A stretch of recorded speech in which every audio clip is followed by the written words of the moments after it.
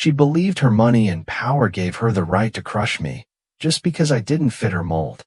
The billionaire's wife crafted a ruthless plan, calculated down to the last detail. But in her arrogance, she overlooked one critical detail. She had no idea who she was truly up against. And the moment I struck back, it turned her flawless empire into rubble. My name is Maya, and 6 months ago, I thought I had it all figured out. At 28, I was the youngest senior marketing executive at Sterling and Associates, one of Manhattan's most prestigious firms. I had clawed my way up from nothing, putting myself through business school while working 3 jobs, and finally made it into the inner circle of New York's elite business world. I wore my success like armor, believing that hard work and talent were enough to protect me from the ugly realities I thought I had left behind. The night everything changed started like any other high society event I had grown accustomed to attending. The annual Children's Hope Foundation Gala at the Plaza Hotel was where million-dollar deals were made over champagne and caviar. I had chosen my outfit carefully that evening, a stunning emerald green dress that made me feel powerful and confident. I belonged there, or so I thought. That's where I first laid eyes on Selena Ward. She glided through the crowd like she owned not just the room but the entire world, draped in diamonds that probably cost more than most people's houses. She commanded attention with every step. Her husband, Grant, was worth $8 billion thanks to his tech empire, but Selena wielded the real power in their social circle. She was old money, the kind of woman who'd never worked a day in her life but somehow convinced everyone she was a philanthropist.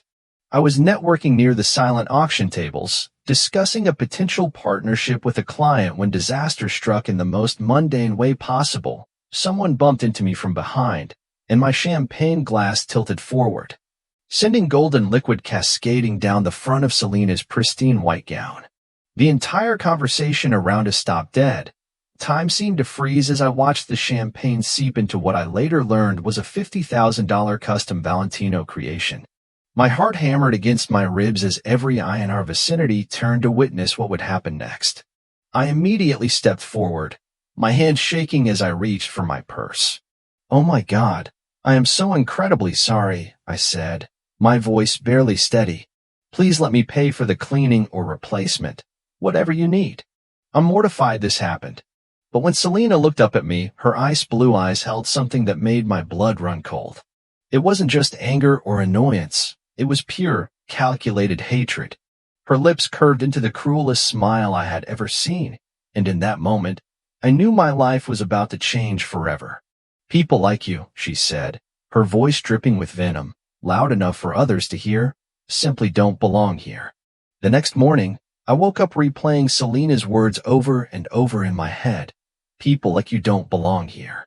I tried to convince myself it was just the shock of the moment, that she didn't mean what I thought she meant, but deep down, I knew exactly what she was telling me, and it made my stomach twist with a familiar ache I thought I had left behind years ago.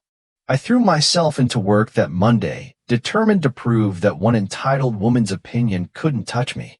I had 3 major presentations that week, including a pitch for our biggest potential client of the year.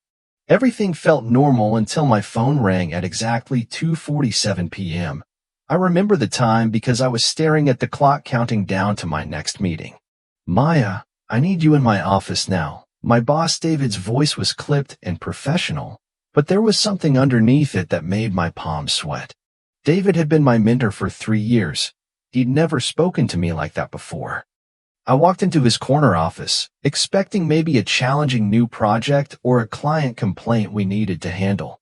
Instead, I found him pacing behind his desk, his usually perfect silver hair disheveled, like he had been running his hands through it all day.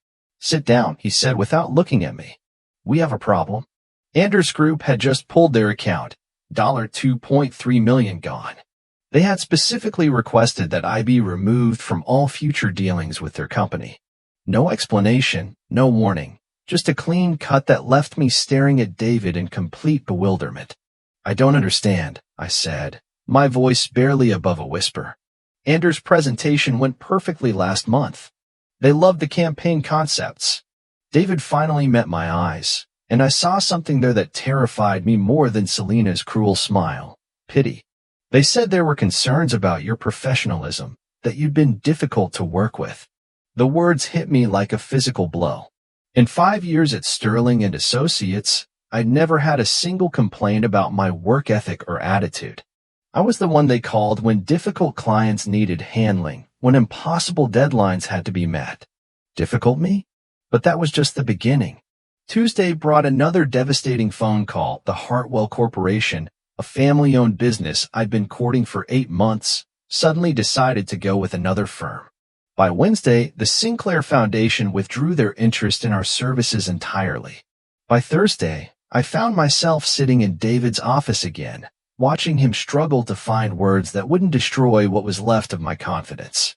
"Maya, I've been in this business for 25 years, he said, his voice heavy with exhaustion. I've never seen anything like this. It's like someone flipped a switch, and suddenly every major contact we have is backing away from you specifically." That's when it hit me. This wasn't random bad luck or coincidental timing. This was systematic, calculated, and personal. Someone was making phone calls, pulling strings, weaponizing the very network I had worked so hard to join against me. And I knew exactly who had the power and the motive to orchestrate something this devastating. Selena Ward was destroying my life one client at a time. I couldn't let her win without a fight. 3 weeks after my world started crumbling, I found myself standing outside another charity event at the Metropolitan Museum of Art, my hands trembling as I adjusted my dress. I had used my last favor to get an invitation, calling in a debt from a college friend whose mother sat on the museum board. Tonight, I was going to confront Selena Ward face to face. The moment I walked into that grand hall, I felt the shift in energy. Conversations quieted as I passed, heads turned. Whispers followed in my wake. The woman who had once commanded respect in these circles had become a pariah, and somehow everyone seemed to know it except me.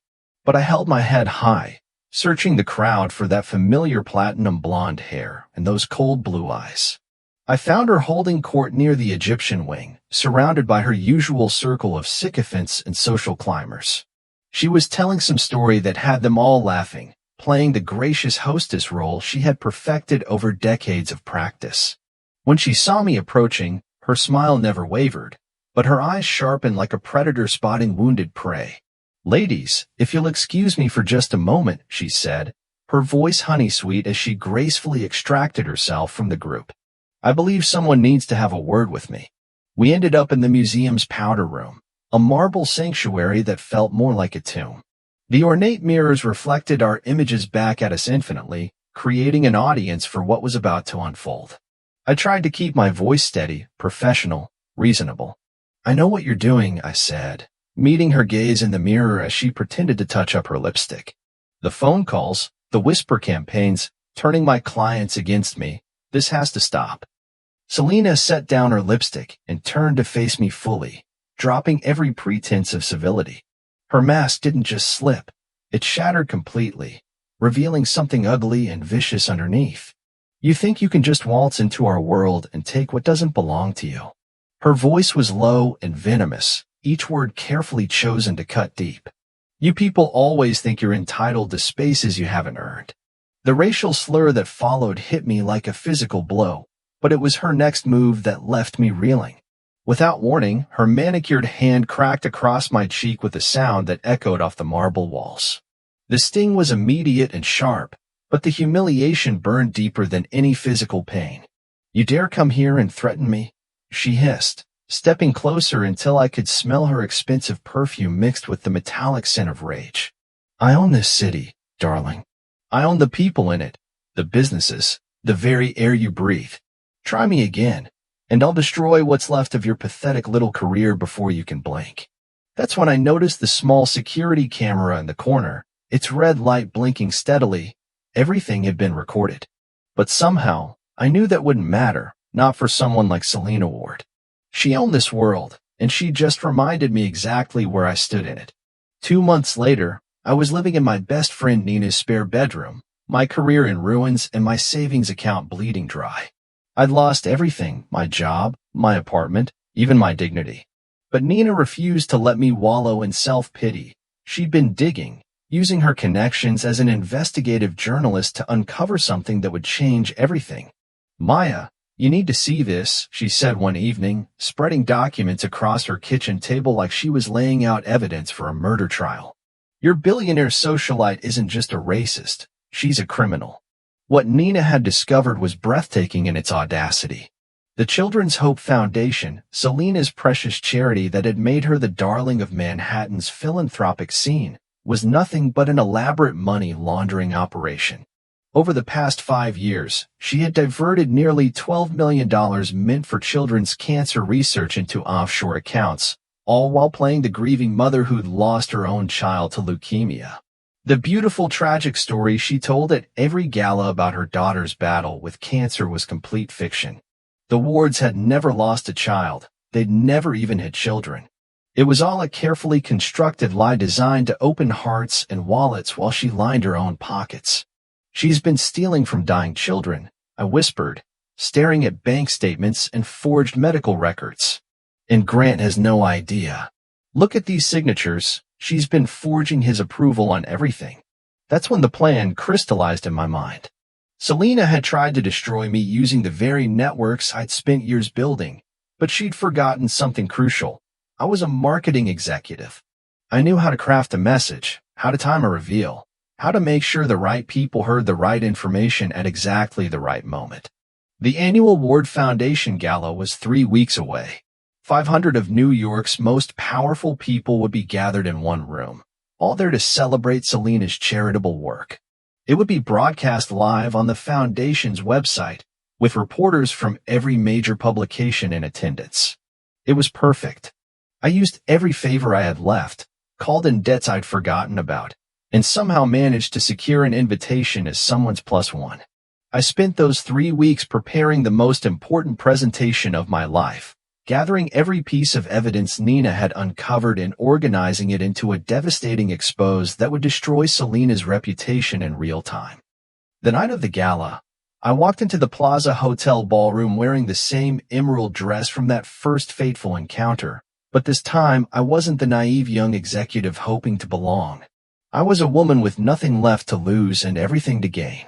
As Selena took the stage to deliver her annual speech about hope and healing, I stood at the back of the room with a microphone in my hand and a USB drive full of evidence in my purse. She was about to learn what happened when you underestimated someone who had absolutely nothing left to lose. It was time to return the favor. The moment I took that microphone, the entire ballroom fell silent. Selena's face went from confusion to pure terror as she realized what was happening. 500 of New York's elite watched in stunned silence as I calmly walked to the front of the room, my heels clicking against the marble floor like a countdown to Judgment Day. "Ladies and gentlemen," I began, my voice steady and clear, "I have something you all need to know about the woman you've been celebrating tonight." What happened next was beautiful chaos as I laid out every piece of evidence, the forged documents, the offshore accounts, the fictional dead daughter. I watched Selena's carefully constructed world crumble in real time. The projection screen behind me displayed bank statements showing millions diverted from children's cancer research into her personal accounts. The audience gasped audibly when I revealed that her tragic backstory was completely fabricated. Grant's face turned ashen as he realized his wife had been using his name and reputation to steal from the very causes they'd sworn to support. The betrayal in his eyes was devastating to witness even from across the room. Selena tried to deny everything, her voice rising to a hysterical pitch as she called me a liar, a fraud, someone seeking revenge for imagined slights. But the evidence was undeniable, and I'd made sure the FBI had received copies of everything just hours before the gala began. The fallout was swift and merciless. Within 24 hours, federal agents had frozen all the Foundation's accounts and issued warrants for Selena's arrest. The society pages that had once celebrated her charitable work now featured her mugshot alongside headlines about fraud and embezzlement. Grant filed for divorce before she'd even made bail, cutting off all financial support and publicly denouncing her actions. The same social circle that had once hung on her every word now treated her like a plague carrier. Country clubs revoked her membership. Charity boards removed her from their rosters. And the friends who'd once competed for her attention suddenly couldn't remember her phone number. 8 months later, Selena Ward was sentenced to 12 years in federal prison. The woman who had once owned Manhattan's social scene was now wearing orange jumpsuits and sharing a cell with women she'd never have acknowledged existed in her previous life. As for me, the vindication was sweeter than I'd ever imagined. Job offers poured in from companies impressed by my courage to expose corruption, even when it meant risking everything. I started my own consulting firm specializing in helping people navigate workplace discrimination and corporate retaliation. My client list grew faster than I could handle, but the most satisfying moment came 2 years later when Selena's lawyer contacted me. She was seeking character references for her parole hearing and somehow thought I might be willing to help. So, you know that. 3 years after that fateful gala night, Maya was no longer the young executive who had once been torn down. She was now the founder and CEO of Verdance Consulting, a crisis ethics firm specializing in workplace discrimination and corporate retaliation. The same corporations that once quietly turned their backs on her now came seeking her counsel. Maya didn't just help them repair the damage. She trained future leaders in courage, transparency, and accountability. The media called her the living symbol of strategic resistance. She rebuilt her life, not with the approval of high society, but with the power of truth. And yet, not even her newfound spotlight could erase the scars left behind. Maya rarely appeared at galas. She declined glossy magazine interviews. Invisible boundaries surrounded her like armor, protective, but at times, isolating. She still kept the USB in her desk drawer, not to boast about her victory, but to remind herself how quickly everything can collapse when charm hides a knife. As for Selena Ward, her life took a very different turn. After the scandal, she was sentenced to 12 years in federal prison for fraud and money laundering. The first weeks behind bars were a nightmare for someone who once ruled million-dollar fundraisers. But Selena, ever the survivor, adapted quickly. She knew how to command attention, even behind concrete walls. Some inmates saw her as a fallen queen. Others saw nothing more than a faded ghost trapped in a frail, hollow shell of her former self.